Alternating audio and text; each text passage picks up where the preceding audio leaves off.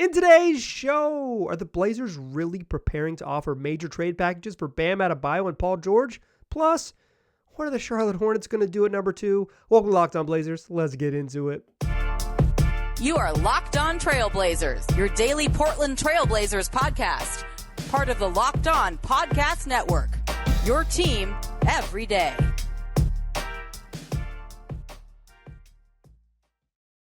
What up, world? It's your past first point guard and Trailblazers reporter, Mike Richmond. You are listening to another episode of Locked On Blazers, part of the Locked On Podcast Network, available wherever you get podcasts and on YouTube. Thanks for making this show your first listen, coming at you Monday through Friday every single weekday. So start your days with it. Make it your first listen. Tell your friends to do the same. It's Locked On Blazers, your team every day. In today's episode, we're back at the rumor mill, and that thing is churning, and the Blazers are trying to make a big splash. Is that how that metaphor works? I don't think I know enough about mills to continue it, but we want to talk about some pretty, I don't know, substantial but juicy rumors about the Blazers' pursuits of Bam Adebayo. What? And Paul George? Huh? And the big swings this team is prepared to take ahead of draft night. And then later in the show, Doug Branson of Locked On Hornets is going to join the program and try to put a pin in what the Hornets are even going to do. What are they up to? Because so much of what Charlotte does will dictate what the Blazers are able to do or what they do, period. The Charlotte will kind of determine the Blazers' direction to some extent. Let's start with the big old juicy rumors. Jake Fisher of Yahoo Sports reported today that the Blazers are not shopping Damian Lillard. In fact, they're flipping the tables. They're turning the whole thing around, and they are preparing to, or are preparing in the coming days or whatever, draft night, to offer a massive package to try to entice the Miami Heat to trade Bam Adebayo, chasing the elites of the elites. In that same report, Jake Fisher said that Bam Adebayo, or maybe even Paul George, but truly the elite of the elite, and that the Blazers might not be super interested in the OG Anunobys and the sort of the lower tier of stars. Like, they want to chase all stars and guys who flirt with the All-NBA and like true top tier stars in the league. My main read on this initially was that this was a leak from the Blazers side that suggested, hey, we tried, because there's no world in which the Miami Heat trade Bam Adebayo. It doesn't pass the smell test. I'm not questioning the reporting. The reporting makes sense. The Blazers are prepared to make a big trade package, put together a big trade package for Bam Adebayo. It made sense. When I did my haters guide heading into the playoffs, I was one of the players that I had pegged for the Blazers to if the Heat fade out and if things blow up, they should try to get Bam, because the Heat should, if the Heat want to change directions after a mediocre regular season and all that, and they flame out in the playoffs, get smoked by the Milwaukee Bucks, prepare a big package, because maybe the tides will be changing. The Miami Heat just made the freaking NBA Finals, and no one guarded the league's best player, Nikola Jokic, better than Bam Adebayo did in the NBA Finals. Jokic still put up a 30-point triple-double because he's ridiculous, but I thought Bam guarded him better than Rudy Gobert. I thought he guarded him better than Anthony Davis, who straight up couldn't guard him. They had to put LeBron on him. Bam was great in the run-up. He is a multi-time All-Star. He's 25 years old. What world would the Heat make that deal? It just doesn't pass the smell test. It passes the smell test of course the Blazers are going to try to do it. Of course it's good that they have it out there. This is the, hey, we're trying. This is the throw in the grenade. We tried grenade. Everybody duck, because we're trying so hard to pull off this big trade. But it just doesn't pass the smell test. There's no reason Miami Heat would entertain it. Why would they go young? They are young. Bam Adebayo is young. The old players on the team, Jimmy and Jimmy Butler and Kyle Lowry, are like, you build with youth, right? And they have a young star. The whole point of kind of having a basketball team is having guys like Bam Adebayo that you draft and grow and move forward with. A friend of mine asked me tonight, he said, why would the Heat want to trade Bam Adebayo? And I said, they don't. It's that simple.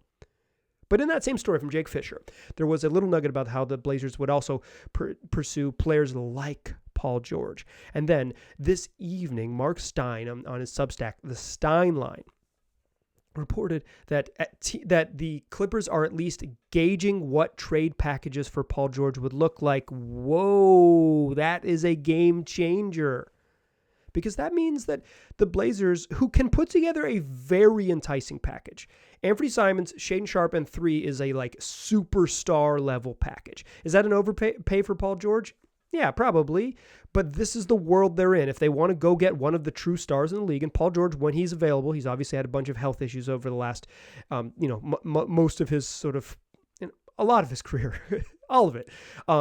Availability has been a problem with George, but when he has played, he's really stinking good. The thing that he was mostly bad at is talking into microphones. Other than that, he had very few holes in his game.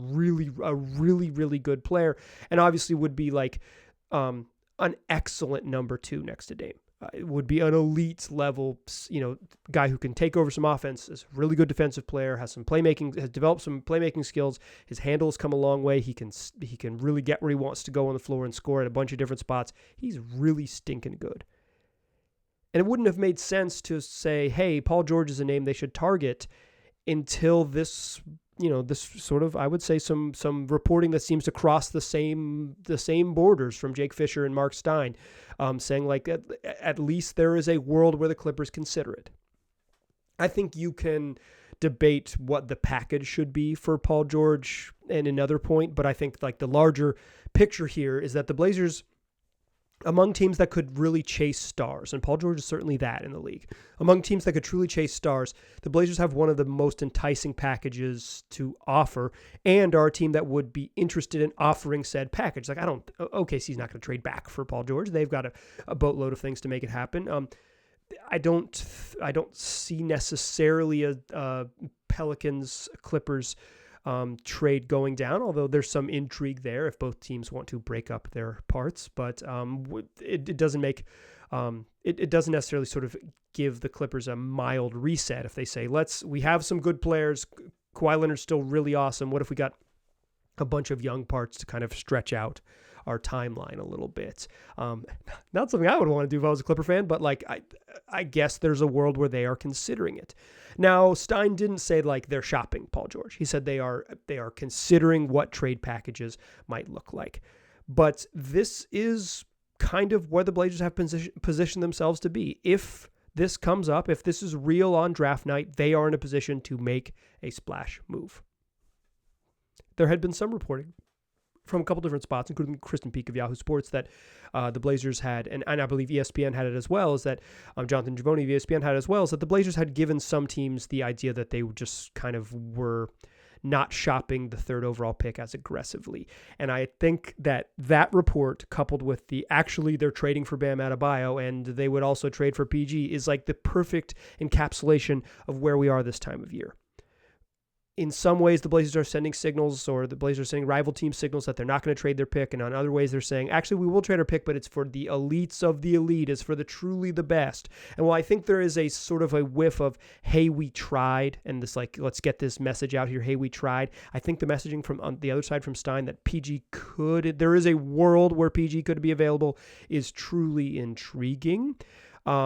If you're going to go for it with Dame, hard to imagine a better wing type of secondary guy to go with than Paul George. He's real. I mean, I think like Jimmy Butler, to be honest. But it's like PG is got to be on the short list of the premier wings in the league. He's just that good. This is kind of where we are. We've been here a bunch. I don't mean that in like a dismissive way, but like, we're kind of just in that realm where we are chasing and listening to the newest draft rumors, and you kind of have to parse what's real and what's not. I hope that's what the show can help you kind of parse what's real and what's not a little bit. I think there is at least a little bit of fire behind this smoke, but I don't think this is like gaining real traction. I just think it's like something to monitor, but maybe not get your hopes up. The Bam thing is like, just doesn't make any sense. The PG thing, it doesn't make sense on first, I don't know, the first whiff of it didn't pass the smell test, but when multiple reporters are floating something similar, I think it's worth at least squinting and taking a closer look at it and saying, really? Again, that's kind of where we are. So much of what happens with the Blazers over the next day. You are listening to Wednesday, June 21st show. The draft is Thursday, June 22nd. So there's a couple more. There's going to be one more show after this one before the draft. Is like, what do the Hornets do? What do the Hornets do? Like, because Charlotte's at 2, and whatever Charlotte does, do they trade the pick? Do they keep the pick? All those things, like, that's going to dictate what the Blazers can do. So in the second and third segments, Doug Branson of Locked On Hornets is going to join the show, and we're going to talk about what exactly the Hornets are going to do. But before we do that, I want to tell you that this episode and this program is brought to you by BetterHelp. Listen, there are a lot of different ways to get therapy and pursue therapy, and it can be super helpful to you, whether you're having an acute traumatic event or you're just trying to do routine maintenance to make your life easier and better. Therapy can give you the tools for a more balanced life so you can keep supporting others without leaving yourself behind. So, like I said, there's a bunch of different ways to get therapy, and FanDuel is one of the easiest and most convenient ways to do so. So if you're thinking about starting therapy, consider giving BetterHelp a try. It's entirely online, designed to be convenient, flexible, and suited to your schedule. Just fill out a brief questionnaire, get matched with a licensed therapist, and switch therapists at any time for no additional charge. Find more balance with BetterHelp. Visit BetterHelp.com/LockedOnNBA today to get 10% off your first month. That's BetterHelp.com/LockedOnNBA. All right. So let's chat a little bit with folks on the other side. As I mentioned in the first segment, the Hornets at number 2 kind of control some of the Blazers' fate. So what I want to do to close the show is bring in Doug Branson of Locked On Hornets and talk about what the Blazers might even do now that they do indeed, what the Hornets might even do now they do indeed control the Blazers' fate. Joining me now, the host, co-host even, of Locked On Hornets, and you've read him at every Hornets box score, it's Doug Branson. How you doing, Doug? I'm good. You know, it is draft week. We are hours. We don't even say days anymore. I'm just going to count the hours until it's time for the draft. I'm stoked. I hope you're stoked. I am, to be honest, I'm ready for it to be here and to have come and gone. There's some anxiety. Well, I mean, here. that's fine. That's a feeling too. That's a perfectly, I think, fine feeling, because I don't know about your fan base, but I will say that the Hornets fan base right now are all the way in their feelings about Scoot Henderson, Brandon Miller, Zion Williamson, Brandon Ingram. There's so many Brandons, I can't keep up anymore. It's getting insane.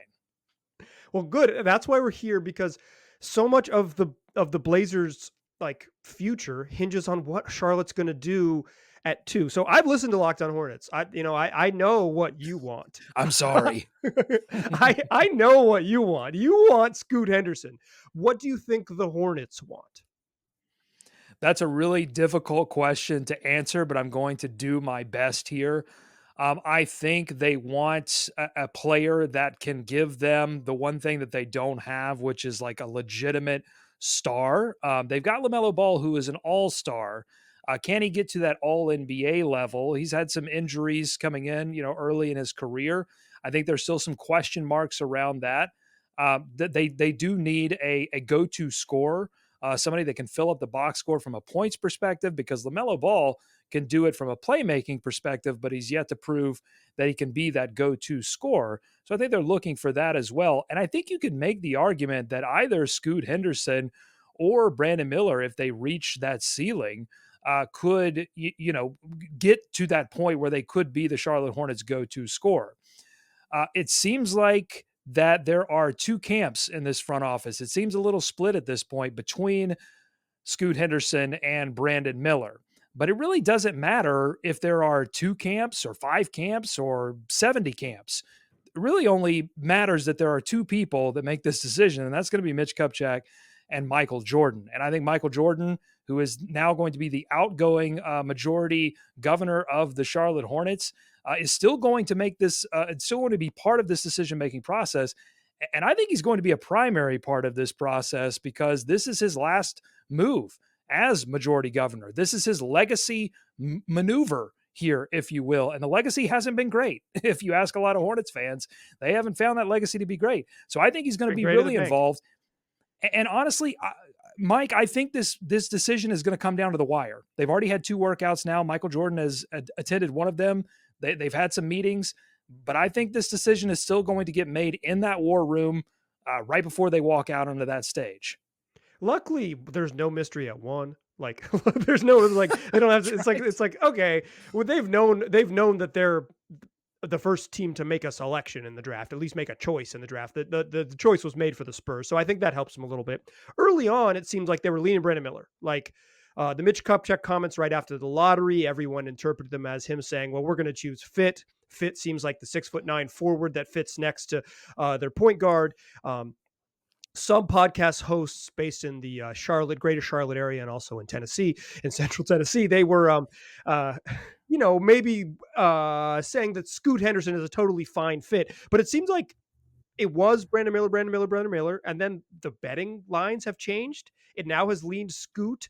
Do you buy into what the good folks at FanDuel are selling you, that they've kind of changed their way, or do you think it's like, what do you make of sort of the scales switching?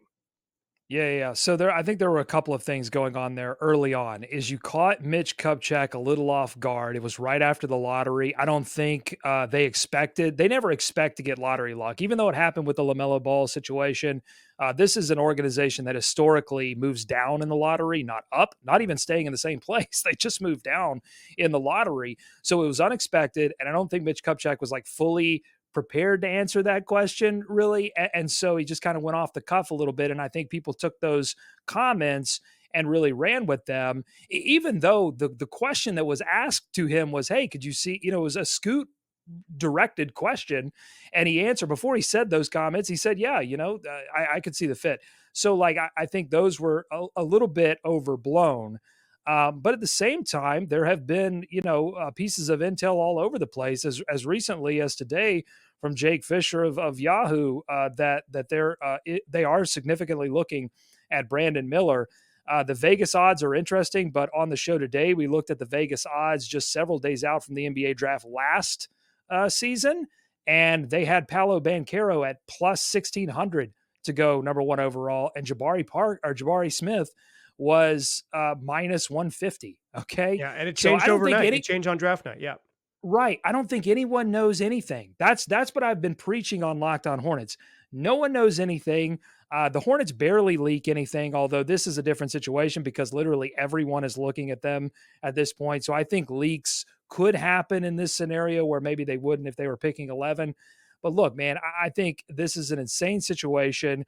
And I think it's going to come down to the wire. And I don't think Vegas is really going to pick up on it until we get super close to the draft. Yeah, I mean, I will say, in addition to Jake Fisher, Adrian Wojnarowski of ESPN said that the Hornets are still, or excuse me, Jonathan Givony of ESPN said that they're still keyed in on Brandon Miller. So, whether that's a smokescreen, whether that is the real reporting truth, I guess we'll just find out on Thursday evening. We'll just kick it. I've alluded to this a bunch. You're pretty pro Scoot. Sell me on why you think he's the answer at 2. Well, I fall in love with somebody at the draft every year. Last season, I fell in love with Jalen Duren and the Hornets. They were so close. They had him right there. I didn't even think he was going to fall to the Hornets, and they had him, and they ended up trading that pick inexplicably for a worse first-round pick that they'll use maybe this season at 27. So they end up going Mark Williams, which worked out. But I fall in love with someone every year. I give them my draft rose. And after studying Scoot's tape and after listening to Scoot and understanding a little bit more about his story, I really fell in love with the guy Scoot. And it took me a little bit longer to fall in love with the basketball player, but I fell in love with that too. His intensity is off the charts.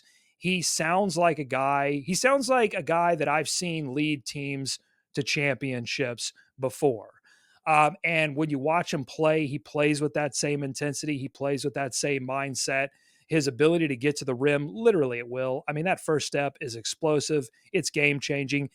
Here's what I would like out of a top 3 player, really, for any team, not just my team, but for any team. I want a player, and this is how I feel about Wemby. I want a player that makes the other team's defense completely change how they approach the game. They have to have a game plan for that player. The last time the Hornets had a guy like that, really in a small kind of microcosm way, was Kemba Walker. Like the Miami Heat, when they went to that playoff series in 2016, they had to change their defense to deal with Kemba. They blitzed him, did it differently. The Hornets haven't had a guy like that in a very long time. And I think Scoot is that guy. And I think Brandon Miller is going to be a very good player. But I think the road for him to get to that place is a little bit more treacherous than Scoot's road, because I think Scoot's almost there. Yeah, I tend to lean that he is the second best prospect in this draft as well. So I'm with you. Today's episode is brought to you by FanDuel. It's still the number one place for new customers to go check out all of the action. It's America's number one sportsbook, and new customers right now get a no sweat first bet up to $1,000. On FanDuel right now, Scoot Henderson remains the betting favorite to go number 2 overall. But that might change. So if you really think it's going to be Brandon Miller, because there's some whispers that it might be Brandon Miller, why not go to FanDuel, check it out right now, and you can just make a no sweat first bet, because that's up to $1,000 back in bonus bets. If your first bet doesn't win, just go to FanDuel.com/lockedon to join today. Don't miss your chance to snag that no sweat first bet up to $1,000. Join FanDuel today. Again, FanDuel.com/lockedon to sign up. It's FanDuel, an official sports betting partner of the NBA. Still a pass versus point guard. Still Mike Richmond, and you are still listening to Locked On Blazers. To close the show, I want to play you the remainder of my interview with Doug Branson of Locked On Hornets. We're going to talk about potential options for both teams, but specifically the Hornets, of trading for Zion Williamson or trading for Brandon Ingram with the New Orleans Pelicans. Here's the rest of our conversation. We got to talk about the Duke guys. This is the Charlotte Hornets are legally obligated to acquire people that have played against, either for or against, the University of North Carolina Tar Heels, my beloved Tar Heels. Zion and Brandon Ingram, both, they fit that category. And it sounds like New Orleans is strongly considering, if they could get their hands on Scoot Henderson, he'd be available to making that trade. What are your thoughts on the likelihood of that and the viability of that?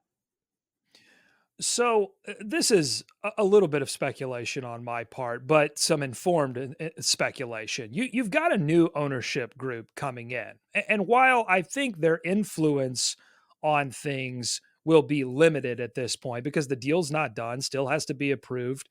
But at the same time, I think if you're this organization, you want to make sure that deal goes through fluidly and that everything's great. I don't think a good idea would be to load the books down, with millions of dollars of contract money, especially when they're associated with players that have giant question marks, like Zion Williamson does right now, both from a health perspective and some off the court stuff as well. Brandon Ingram, less so, because the contract is shorter, but it is still, you are still loading a lot of money on the books at that point. So you have to see what goes back. But, so I think the likelihood of a trade diminishes in my mind, because I think if you're this new group coming in, whether you have influence or not, I think you would want to come into a situation where the books start to look cleaner in the next couple of seasons, because as Adrian Wojnarowski has reported, this new ownership group wants to come in and invest in this team. It's difficult to invest in a team if the books are locked up. So young talent, I think, would still be the priority in this draft, as opposed to going out and getting somebody that's a little bit older and that has one of these mega contract numbers. So that's what I think about the trade situation. It would be nice to add a star player to this roster. But I think I would question New Orleans' willingness to move Brandon Ingram at this point. And I think Zion presents maybe a couple, question marks too many to make a move at this time. Yeah, like the reason that Zion is available in a potential trade is because he comes with question marks. The talent is not, when he has played, he's been excellent. He's like freaky deaky Shaq, but he's played 29 games over the last 2 seasons. It's not much. It's just not much. Well, if Zion had Brandon's contract, it'd be a no-brainer. If there were only 2 years left on Zion's contract, I think it would be a no-brainer. Because then you've got a little bit of that risk down, and you've got the reward all the way up. But at this point, I feel like there's a lot of reward, but there's so much risk. Yeah, and that's just like, what is your appetite for it? And for a team that's kind of trying to build to whatever's next, maybe that appetite is not necessarily there. From on my end, I'm kind of in favor of the Blazers doing the Zion deal, because they're they're so much further down the road. It's like, take the biggest swing, and if it flames out, you're gonna like, this thing might blow up in your face anyway. At least take the biggest swing possible. I am in favor of them, to use an investment term, severely upping their risk profile. I would like them to significantly increase their risk profile, because that's kind of where they're at as a team.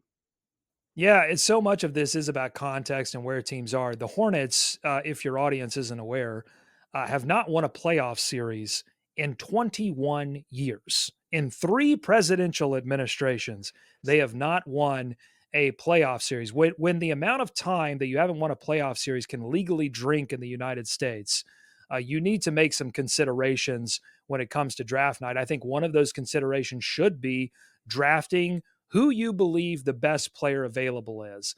And I think that would be my biggest issue if the Hornets do select Brandon Miller, because I haven't heard from any of these leaks from the organization. Maybe they're coming from the organization, who knows, but any of these leaks and any of the analysis around Brandon Miller, I've seen so few people making the argument that Brandon Miller is better than Scoot Henderson. I've seen a lot of people make the argument that Brandon Miller is the better fit.